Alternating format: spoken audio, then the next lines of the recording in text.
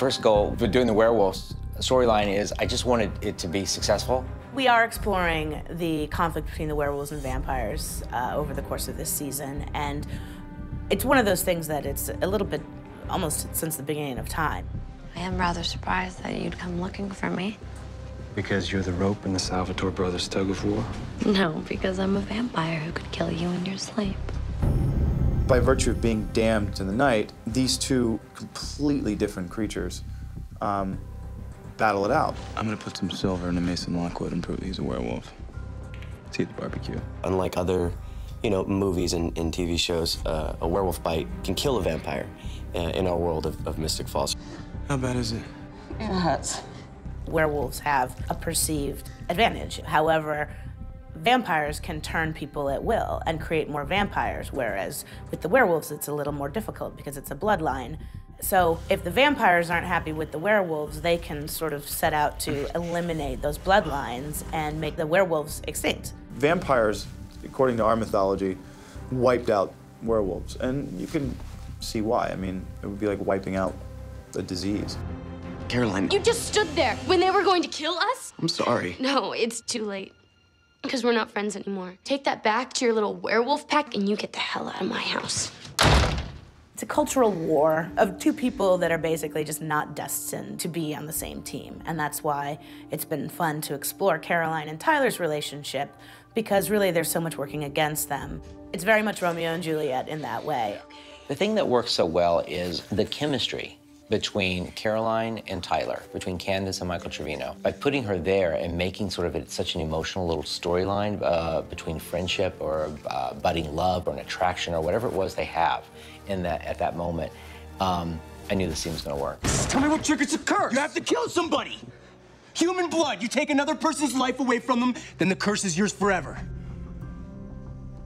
To activate the werewolf curse, you have to have the werewolf gene that's passed down from, parent to child to grandchild, etc.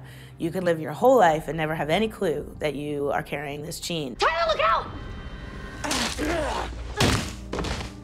Someone has to die at your hands in order to trigger the curse. And Mayor Lockwood had never triggered the curse. Most people in the Lockwood family hadn't. They never really turned into wolves, not since the olden days. It's sort of that we were playing that the curse had been snuffed out. And then Tyler and Uncle Mason, they were triggered. It's a moonstone. I looked it up online. It's a natural rock, but they're supposed to have all sorts of supernatural legends attached to them. So the curse of the sun and the moon all revolve around the moonstone. The moonstone is what's able to break it. The curse binds the werewolves to have to change unwillingly to transform into a werewolf whenever there is a full moon. There's not a lot of upside to being a werewolf. I mean, yeah, you get to kind of be a badass and you get to have agility and, kick some ass a little bit, but it's not as sexy as being a vampire. You're gnawing up people in the woods every full moon.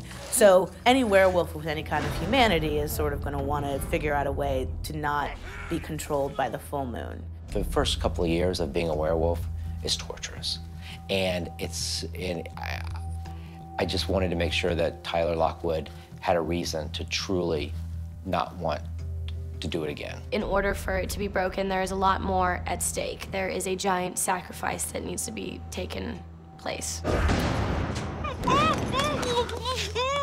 It involves a witch, it involves a vampire, it involves the moonstone, and most significantly, it involves the blood of the doppelganger. Those of us who have seen the whole season know that there's actually a lot more to it than that, and that the curse itself is something that, much like the game of telephone, has been perverted and distorted over the years, and when it all comes down to it, this curse has nothing to do with the sun and the moon and the werewolves and the vampires whatsoever.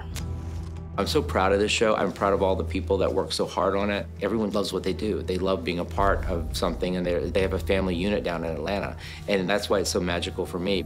Sex, Viras, Magis, Demisa.